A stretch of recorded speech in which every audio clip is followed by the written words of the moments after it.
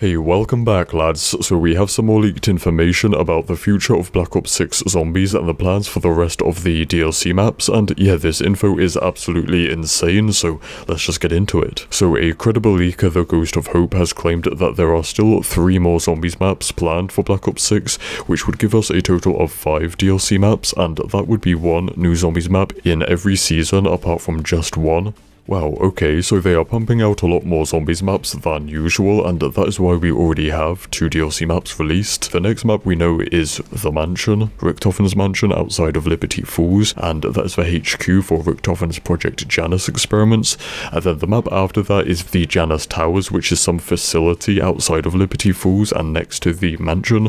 But then there is this other final mystery map. We don't know what or where this map is gonna be. It could be a full Dark Aether Dimension map, that would be my guess. There is also the possibility that this DLC 5 could be some kind of remake of a classic Zombies map, but who knows. And also what is interesting about this is that Hope claims that the next map, The Mansion, is similar to the Tomb and Liberty Falls, so a smaller, more simplistic map, which is not really what I expected. I expected this map to be a bit of a bigger deal, but that also explains why we're having more maps. Obviously, Black Ops 6, well, apparently, had a 4-year development, so it had, more time in development than any other COD game, and then the fact that a bunch of the DLC maps are more smaller, easy to develop maps, kind of makes sense why, they can kind of push out more, right? Then Hope says that the Janus Towers and Mystery Final map are described as being large maps, hopefully more complex maps, and not gonna lie, I would really like to see 1 or 2 maps that are like Origins or Mob of the Dead from Black Ops 2 or Shadows of Evil from Black Ops 3 that are just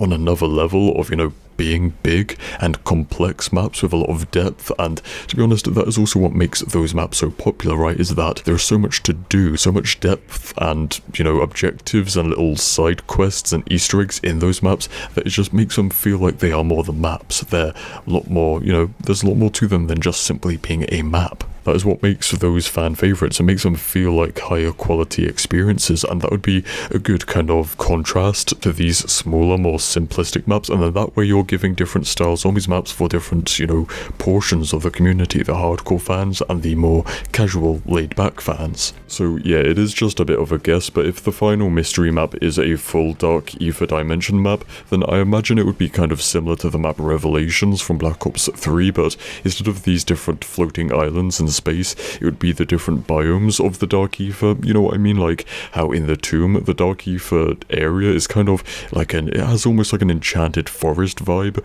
with these big mushroom things and spores, and it's kind of foresty. Meanwhile, the Dark Aether in COD Vanguard looked completely different. It was almost like volcanic, or just looks like it takes place on some other planet. And of course, in Cold War, the Dark Aether was kind of like underwater vibe. It's similar to what we have now, but more underwater, with the big floating jellyfish, and if you killed a zombie, they would kind of like float up as if it was underwater, so there's like buoyancy or almost like zero gravity. So I would imagine it to be like all these different areas mixed into one. There could also be a part that is kind of similar to the, I forgot what the map was called, but it's like Thule is in World War II Zombies, right? The map that was kind of like an underground mythical ice place based on the real life Thule mythology. So yeah, it'd be in the area like that. And there could be a place like the Crazy Place in Origins. So basically all these kind of crazy mythical locations mixed into one. But yeah, that is just about a summary of all the information we have about this DLC 5. So yeah, that's it for now. So stay spicy and I'll see you in the next one. Cheers.